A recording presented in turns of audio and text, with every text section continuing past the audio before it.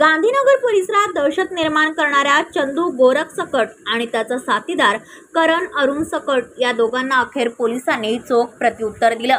गुन्हेगारी वर्चस्व गाजवू पाहणाऱ्या या व्यक्तींची देहू पोलिसांनी शहरात धिंड काढत पोलिसी अद्दल घडवली। पीडित अनिल काळखेर यांनी दिलेल्या तक्रारीनुसार चंदू, करण आणि त्यांच्या इतर साथीदारांनी त्यांना बेदम मारहाण केली होती। या घटनेवरून देहू पोलीस ठाण्यात विविध कलमांखाली गुन्हा दाखल करण्यात आला आहे। या पार्श्वभूमीवर पोलिसांनी चंदूला अटक करून त्याच्या हातात बेड्या घालून परिसरात "साहेब मी भाई नाही" म्हणत धिंड फेरी काढली। परिसरात त्याच्या दहशतीला पूर्णविराम देण्याचा पोलिसांचा हा प्रयत्न नागरिकांमध्ये चर्चेचा विषय ठरला आहे।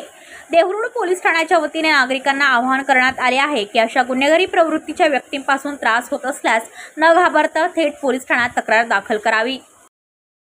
पनवेल, नवी मुंबई आणि रायगड जिल्ह्यातील ताज्या बातम्या आणि नवीन घडामोडी पाहण्यासाठी सबस्क्राइब करा कोकण संध्या न्यूज चॅनल आणि दाबा बेल आयकॉन।